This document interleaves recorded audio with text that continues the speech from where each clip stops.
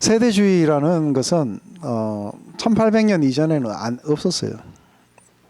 근데 1800년 그 경에 우리 미국에서 처음 시작이 됐어요. 그래서 아마 이게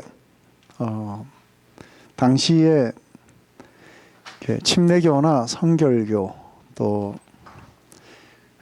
순복음 이러한 것에 상당히 많은 영향을 미쳤었어요. 그뿐 아니라 그 미국의 근본주의자들에게도 영향을 미쳐가지고 이것이 실제적으로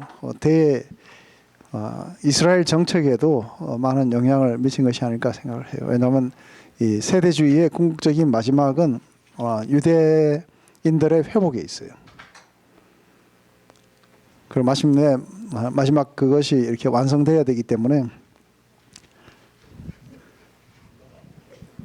근데 한 가지 참 재미있는 것은 하나님이 온 세상을 다스려 가시는 그런 방법 가운데 상당히 재미있는 것은 하나님은 악의 세력도 이렇게 사용하셔서 하나님의 그 구원의 계획을 이루시는 분이세요. 때로는 인간의 죄악도 사용하시고 모든 것들을 다 그분의 전능하심 속에서 전지전능하심 속에서 이렇게 사용해 가시는 분이세요. 그 가운데서 하나님은 잠자는 교회를 깨우기 위해서 여러 가지 빈야드 무브먼트라고 하는 그런 어떤 무브먼트들을 일으킬 수 있어요. 하지만 빈야드 무브먼트 그 자체에 또 빠지게 되면 상당한 오류로 가게 돼요. 그래서 인간의 그런 어떤 한 가지의 오류도 사용하셔서 전체 교회를 일깨우시고 그렇게 하시는 분이세요. 그래서 아마 우리 제3의 물결 이런 이야기들 많이 들어보셨어요. 제1의 물결 처음 이렇게 순복음 안에서 이렇게 펜타코스탈리즘이 일어나서 많은 사람들이 방언을 하고 이런 과정을 지나가고 나서 2차의 물결은 1차 물결은 1900년대에 왔지만 2차 물결은 1950년대에 와요. 이것이 안에서 굉장히 많은 교회들이 이렇게 전통적인 파이프 오르간에서 통기타 아니면은 전기 기타, 드럼 이런 걸로 바꾸기 시작하고 이건 캐드릭에까지도 영향을 미치게 돼요. 그래서 굉장히 그런 것들이 보편화되고 그러다가 제3의 물결은 1980년도에 이 파사데나, LA에 있는 그 파사데나에서 일어나게 돼요. 거기에서 존 인보 목사 들어보셨어요? 그 피터 와그너 교수 이런 사람들에 의해서 안에서 잠자는 교회를 깨운다고 시작됐던 이 제3의 물결, 이게 빈야드 무브먼트예요. 여러분이 자주 부르시는 찬양 가운데 하나가 존 인보 목사가 지은 거예요. 오 나의 자비로운 주여.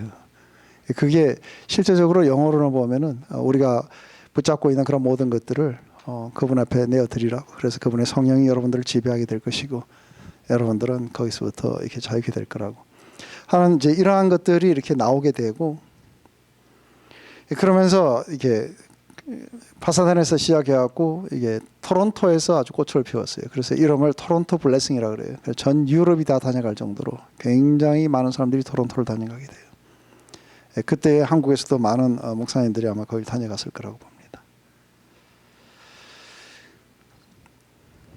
이게 안에서 하다가 요즘에는 이제 빈야드 무브먼트는 이렇게 좀 시들해졌어요. 시들해지고 요즘에는 거기 찾아가는 사람 별로 없어요. 요즘에는 또 이제 캔사스 시티에서 일어나는 아이홉 해갖고 이게 끊임없는 기도 운동. 그래서 아주 24시간 기도하고 예배하고 하는 그런 어떤 부분들로 사람들이 또 몰리기도 하고 그래요. 이런 모든 것들이 다 이렇게 이런 데 몰리고 하는 그런 이유들은 뭔가 하나님의 것을 이렇게 경험하고 싶은데 사후 사회가 너무 이렇게 안에서 이렇게 뭐랄까 지성화됐어요.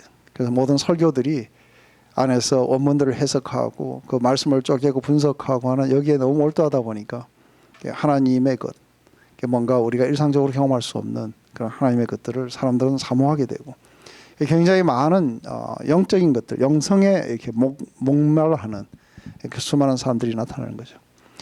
그래서 한국에서의 그런 어떤 부흥이나 이런 많은 부분들도 사실상 그런 것을 통해서 많이 부흥들이 일어나기도 했었어요.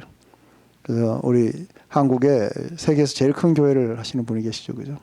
우리 조영기 목사님 이런 분들의 거기에는 메시지보다는 하나님을 경험하는, 그래서 많은 사람들이 거기에 목말라 있는데, 그래서 오살리 금식기도원이나 이런 데 올라가서 뭔가 하나님을 경험하고 싶어하고, 또 우리의 그런 지성이 도달할 수 없는 그런 영역의 것들을 우리는 보기를 원하고 우리 만져보기를 원했던 거죠.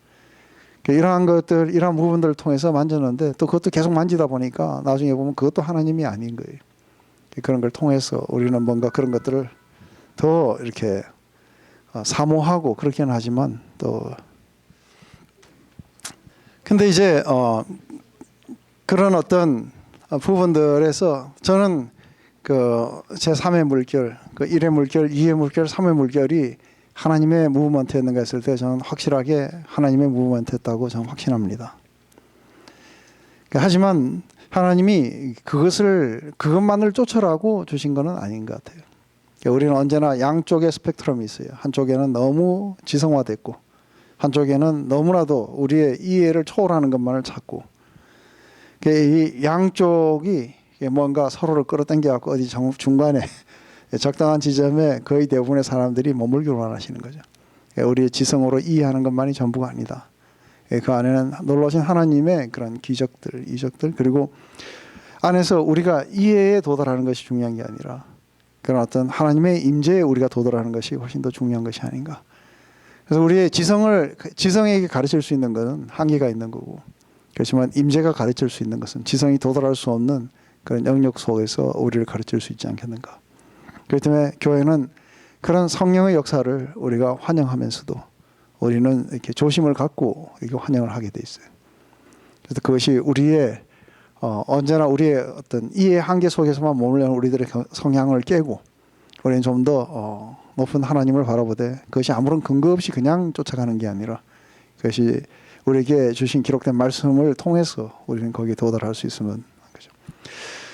근데 여기에 나오는 이 세대주의의 운동도 또한 마찬가지.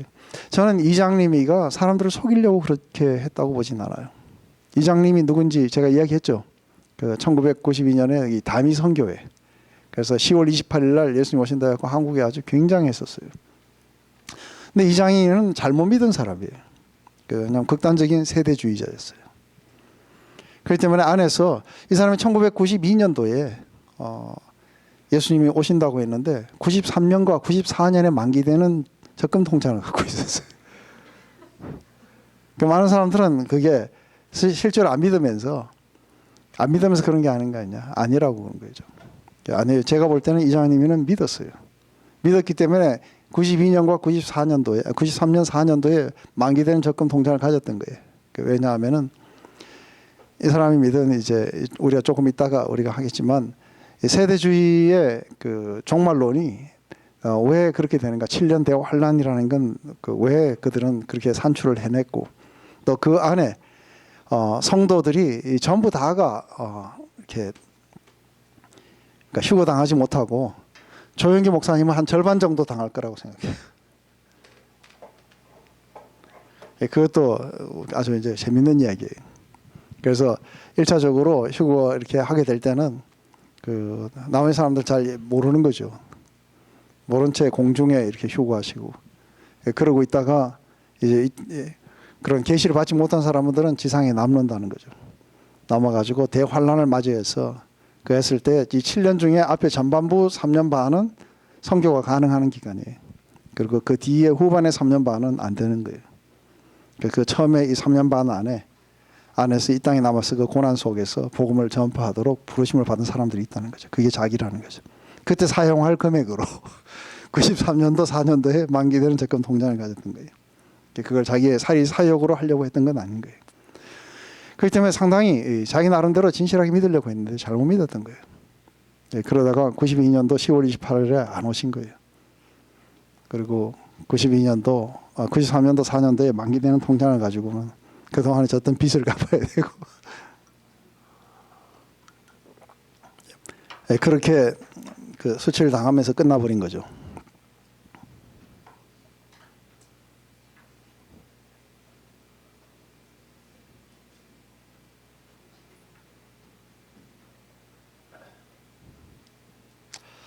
오늘 우리 그 요한계시록 20장을 다시 한번 읽어보면서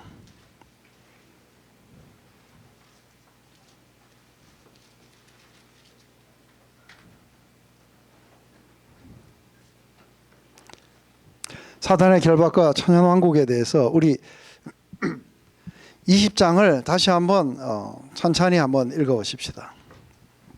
다 같이 작은 그 소리로 그렇게 하셔도 좋습니다. 사실상 이 19세기 말에 나타나는 이 세대주의의 가르침들, 그것은 사실은 세대주의의 가르침 자체가 이렇게 유명했던 게 아니라 이들이 그 전천연설을 주장하면서 나오게 됩니다. 하지만 이 전천연설의 역사적 전천연설은 믿는 건전한 사람들이 많다 그랬어요. 자, 천년왕국의 전천연설은 무엇을 기준으로 한다고요? 예, 예수님의 오신. 그래서 전천연설은 천년왕국이 언제 일어나는 거예요? 예, 뒤에 일어나요.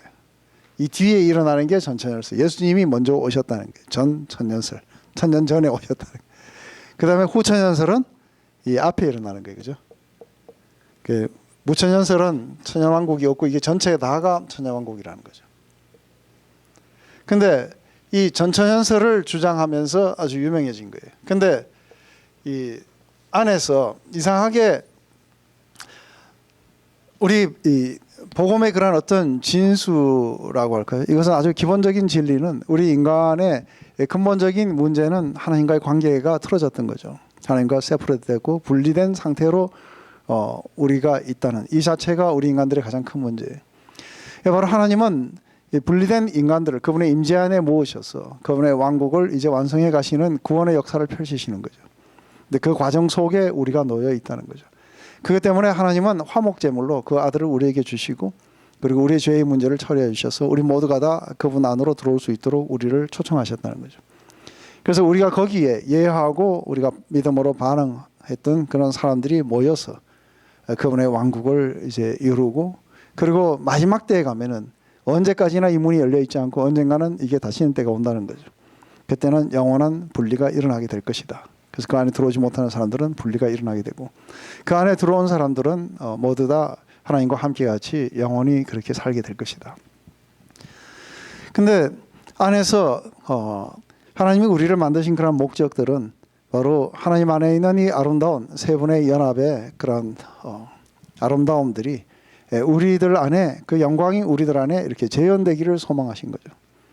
그것으로 기쁨으로 우리를 창조하시고 또 그분의 형상을 따라서 우리를 창조하셔서 그분의 영광이 우리들의 삶 안에 그렇게 재현되어서 나타나기를 소망하셔서 만들으셨는데 문제는 분리가 됐기 때문에 우리가 그 영광을 재현할 수 없는 상태에 와 있다는 거죠.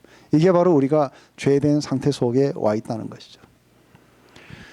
그래서 굉장히 중요한 것은 바로 이런 인간들을 갖다가 이제 하나님의 그 구원과 구속의 경륜을 통해 가지고 다시 그 영광이 재현될 수 있도록 우리에게 하신다는 거죠. 그걸 위해서 예수 그리스도를 보내주시고 또 보이지 않는 하나님의 그 영광을 우리가 보고 만지고 실제로 경험할 수 있도록 해주셨다는 거죠.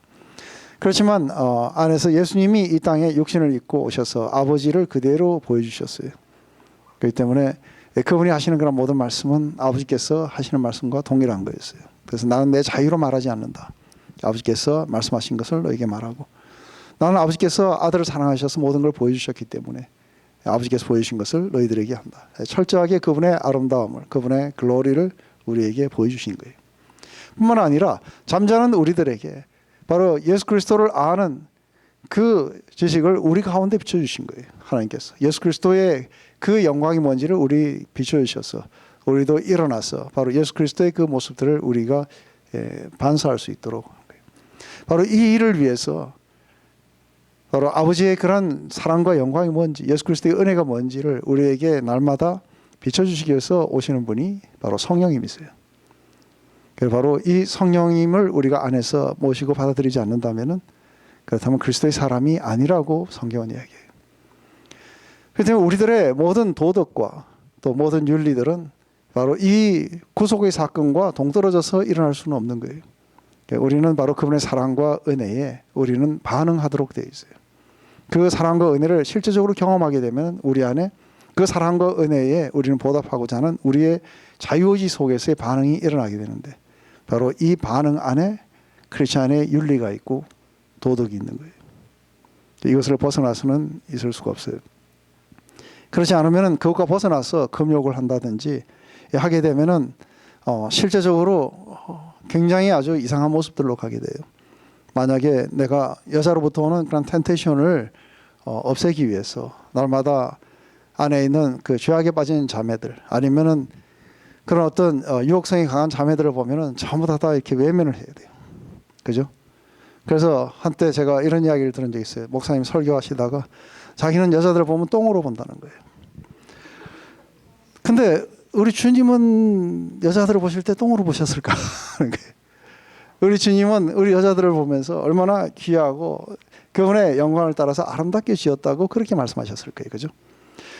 그렇기 때문에 매일 밤 남자들을 바꾸어 잠을 잤던 사마리아 여인, 우물가에서 만난 여인이에요. 아무도 없는 그곳에서 만날 때 이건 뭔가 아무도 없는 데서 만나는 것은 여러 사람에게 좋지 않은 영향을 줄 수 있으니까 여인아 잠깐 기다리라 그러고 자기 혼자 저기 어디 계시다가 제자들이 오니까 이제 그때 이야기를 했다든지 그러지 않으세요. 왜냐하면 철저하게 그런 사람들은 자기 프로텍트 하느라고 정신이 없는 사람들이에요. 그런데 기꺼이 그 여인에게 다가가셔서 말씀을 거시는 거예요.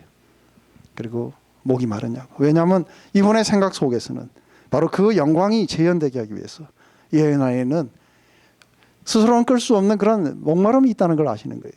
바로 그걸 끌 수 있는 물을 내가 줄 수 있다는 거죠. 그래서 바로 내가 너를 위해서 죽음으로써 내가 너를 얼마나 사랑하는지를 내가 보여주는 거라는 거죠. 그 사랑이 너의 마음에 도달하게 되면 네 안에 있는 모든 목마름이 꺼지게 될 거라는 거예요.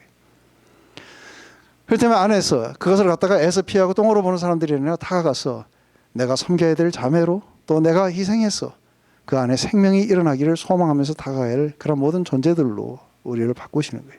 이게 바로 예수님의 모습인 거죠.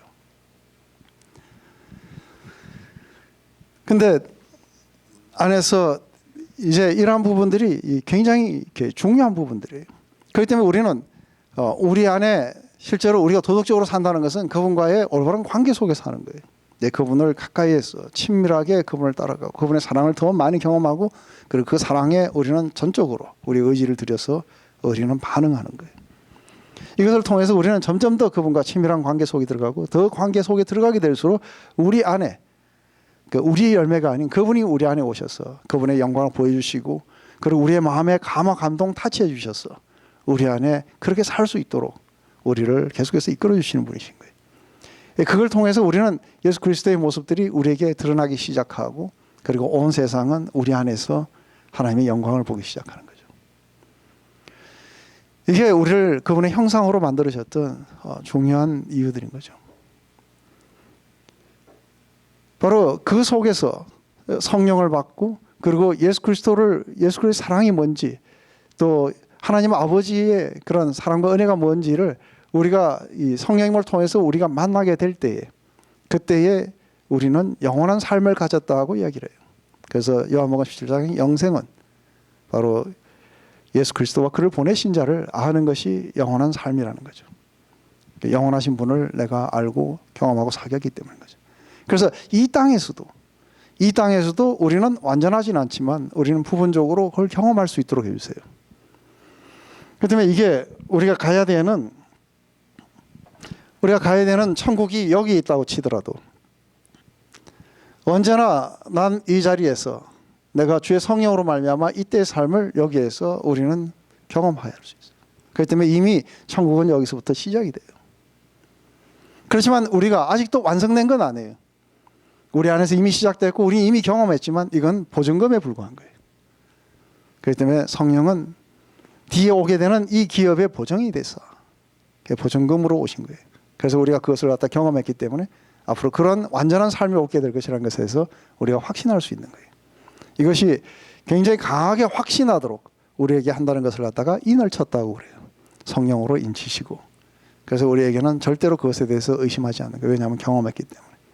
그때 하나님 나라가 어떠며 우리가 가는 천국이 어떤가에 대해서 우리는 명확하게 경험하게 된 거예요. 그렇기 때문에 우리가 한번 경험했던 것을 우리는 평생 추구하면서 다시 예수 그리스도가 이 땅에 오셔서 완전하게 우리에게 가져줄 것을 우리가 바라면서 이 땅을 걸어가는 거예요.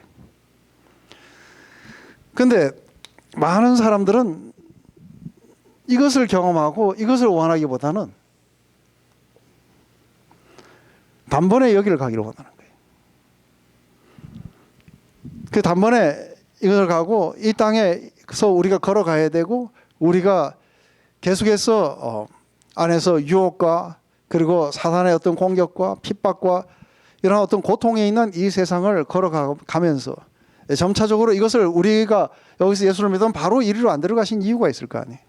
그러니까 이 안에서 우리들은 우리의 그런 어떤 믿음들이 단련되고 이 속에서 우리들은 그런 모든 저항들을 이기고 우리는 점점 더 하나님 앞으로 가까이 나갈 것이며 그래서 마지막에 죽음마저도 우리는 그리스도 예수 안에 있는 그 사랑에서 끊을 수 없는 확신 속에 우리는 걸어가게 돼요. 그런데 이것을 하기보다는 이런 모든 고통이 없이 빨리 여기에 도달하고 싶은 마음이 있는 것이 이 땅에 고통이 심하다 보니까 빨리 여기 가고 싶은 거예요. 그러니까 이 사람들은 이 땅에서 우리가 걸어가야 되고 또 우리가 통과해야 되는 그런 시험이나 이런 모든 것들을 갖다가 거부하고 싶은 마음이 많은 거죠. 빨리 여기 가고 싶은 거예요. 그러다 보니까 사실은 종말론에 대해서 관심이 굉장히 많아요. 그래서 그날이 돌아와야 된다고 하니까 공부하기 싫은 학생들은 빨리 왔으면 좋겠죠. 그죠? 시험 안 보고. 맨날 나가고 노동해야 되는 사람들은 이제 노동 안 해야 되니까 얼마나 좋아요. 그죠? 그렇기 때문에 안에서 이제 이 땅에 있는 그런 의무들을 피하기 위해서 이리로 가려고 하고 여기에 대한 관심들이 증폭하고 이러다 보니까 이 종말론에 대해서 그 이야기를 하고 이러는 것이 상당히 많은 사람들을 갖다가 실제적으로 안에서 그 교회로 나오게 하는 데는 또 기여들을 해요. 이게 하나님의 경륜 가운데 참 강한 거예요. 근데 나오는데 이 사람들은 맨날 이야기만 하는 거예요. 이 안에서 우리가 안에서 실제적으로 우리의 모든 관계 안에는 항상 좋은 것만 있는 게 아닌 거예요. 여러분들 같이 전 30년 동안 같이 집사람하고 살았는데 그 쉽지 않은 삶이었어요. 쉽지 않은 삶을 이게 걸어오면서 날마다 선택하는 거예요. 날마다 아내와 함께 같이 생을 마칠 거라고 선택해 오는 거예요. 때로는 그냥 끝내고 싶은 마음들도 많이 있을 거예요. 이 우리 믿음의 여정도 그런 거예요. 그렇지만 언제나 우리는 그 선택을 우리 자유의지 속에서 내리게 돼요. 그렇게 하다 보니까 30년이 지나니까 요새는 집사람이 몸이 좀 안 좋다 그러면 기분이 상당히 안 좋아요. 혼자 남은가 봐. 그래서 이거 혼자 남으려면 어떻게든지 살려야 돼. 왜냐하면 굉장히 많은 부분이 된 거예요. 그렇기 때문에 이제는 없으면 나도 죽을 것 같아요. 그 안에서 그 우리들의 연합이라는 거는 언제나 좋은 시간만을 통해서 연합되는 게 아니라 바로 이런 컨플릭트를 통해서 사랑은 점점 더 이게 완성되어 가는 거예요. 그리고 우리는 그 수많은 것들을 함께 같이 겪었기 때문에 이제는 안에서 굉장히 귀한 거예요. 주님도 마찬가지인 거예요. 우리가 그런 핍박과 어려움 속에서 주님을 사랑하고 따랐기 때문에 주님이 우리에게 굉장히 소중한 분인 거예요. 우리가 아주 그냥 아무 노력도 안 한 채 그냥 우리에게 그냥 주어진 것이면 하등 귀하지 않아요. 맞습니까? 근데 한번 예수님을 떠나보면은 내가 얼마나 어리석은지를 아는 거예요.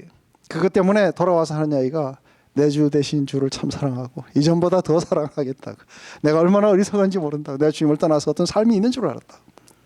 그런 걸 통해서 이 컨플릭트를 통해서 우리는 계속해서 주님 앞으로 더 가까이 나가고자 하는 그런 마음들이 우리 안에 생기는 거예요. 연합이라는 건 그렇게 일어나는 거예요. 사랑의 연합이라는 거는.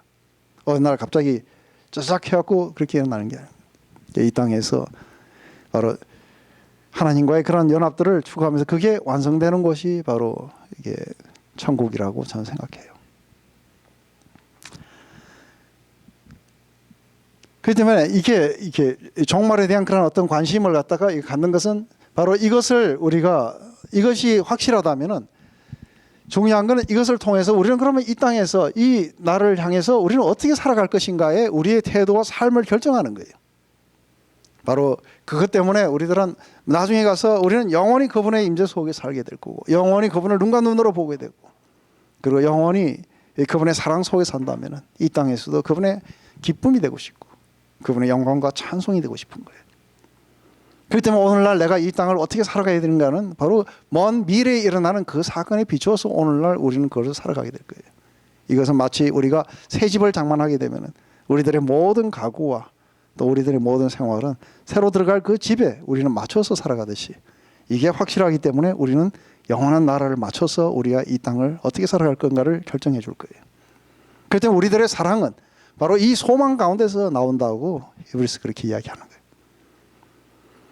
그렇기 때문에 이 소망이 든든한 닻이 돼서 우리에게 일어나는 모든 것들을 우리는 극복하고 갈 수 있는 거예요. 이게 눈앞에 보이기 때문에. 근데 그렇게 사는 것이 아니라, 그렇게 이것을 올바른 관점 속에서 이해하는 게 아니라 이 땅의 삶에 관심이 하나도 없는 거예요. 어디에만 있는 거예요? 여기만 있는 거예요. 그래서 여기만 있기 때문에 매일 가서 우리들은 빨리 그날이 빨리 오도록 맨날 찬송하면서 기다려야 된다고 하고 이것만 하는 거예요. 그 결과 안에서 실제적으로 잘못된 종말론으로 우리를 이끄는 거예요. 그 종말에 대한 우리 확신은 바로 오늘 우리의 삶을 실제로 결정해 줄 수 있는 거예요. 이게 희미하게 되면은 이 땅에 밖에 없다고 생각하면은 우리가 상당히 다른 삶을 살 수 있는 거예요. 그렇지만 우리는 주님 다시 오심을 기다리는 이 재림 신앙 속에 살아간다는 것은, 그것은 바로 부활의 삶, 거기에 우리의 삶을 맞춰가지고 오늘 이 땅을 난 어떻게 살아갈 것인가를 생각하게 돼 있는 거예요.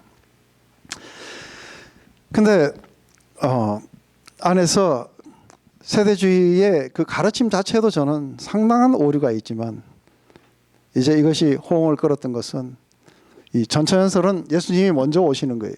그래서 이게 뒤에 일어나는 거예요. 근데 일반적인 역사적인 전처연설은 이렇게 되는 거예요. 예수님 오시고 나서 천년왕국이 일어나고, 그리고 잠시 배교가 일어나고, 그리고 마침내 심판이 온다는 거죠. 그래서 이 뒤쪽이 약간 복잡하게 돼 있어요. 근데 이 전처연설, 역사적 전처연설을 갖다가 이제 왜곡해 갖고 상당히 다르게 만든 거예요. 그래서 예수님의 오심을 두 번으로 이야기해요. 첫 번째, 그러니까 오심은 이건 공중재림. 그 다음에 두 번째 예수님의 오심은 이거는 지상재림인 거예요. 그래서 이 사이에 안에서 여러 가지가 일어나요. 그러니까 이 기간이 7년이고 그 기간 안에 중간에 뭐가 일어나고 마지막에 뭐가 일어나고 이런 식으로 복잡하게 돼 있어요. 이것은 하나의 그 성경을 해석하는 그런 어떤 하나의 그 뭐랄까요,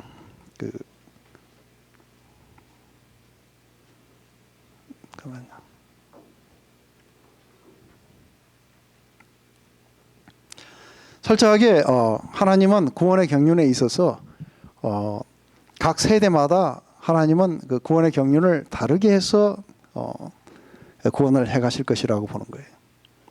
그래서 이게 세대주의인 거예요. 그래서 이것은 어떤 시대와 구원의 경륜을 다 포함해서 하나님은 하나님의 계시는 여러 단계에서 자신의 의지에 따라서 인간사를 다루신다는 거죠. 그런데 각 세대마다 세 가지 측면이 있는데, 그것은 처음에 시험과 그리고 실패를 따라서 심판을 하신다는 거죠. 그래서 시험과 그리고 실패와 심판. 그래서 순종하면 축복을, 그리고 불순종하면은 심판을 내리신다는 거죠. 이 세대주의도 다 동일하진 않아요. 그래서 이렇게 세대를 나누는 것도 굉장히 여러 개 나누고 하는데, 가장 일반적인 게 7개로 나눠요. 7개 나누는데, 여기 보면은 제일 먼저 무죄 또는 자유시대예요. 그래서 인간의 창조로부터 타락까지의 시간을 갖다가 무죄와 또한 자유세대라 그래요. 그리고 타락으로부터 노아 홍수까지를 양심 또는 자기결정세대라고 부르는 거죠. 그리고 홍수로부터 아브라함의 소명까지를 인간 정부의 시대라고 이야기하고, 그리고 아브라함으로부터 아브라함의 소명으로부터 율법, 시내산 율법까지 이걸 갖다가 약속 또는 족장 통치 세대라 그래요. 그리고 모세의 율법 시대, 이것은 예수님의 그리스도의 공생애 전까지 이야기죠. 그리고 은혜 세대는 그리스도의 공생애의 종료부터 재림까지를 은혜 세대라 하고, 그리고 마지막으로 천년왕국 세대가 온다는 거죠. 그리스도의 재림부터 지상 통치 끝까지. 이렇게 7세대를 나눠갖고 하나님 이때에는 구원의 경륜을 이렇게 하시고 저 때에는 다르게 하시고 했다고 하는 게 이게 이제 세대주의의 가르침이에요. 그렇기 때문에 이들은 재림의 임박성을 갖다가 주장하게 되고, 그리고 결정적으로 여러분들이 알고 있는 휴거라는 말은 바로 이 세대주의 가르침 속에서 나오게 돼요.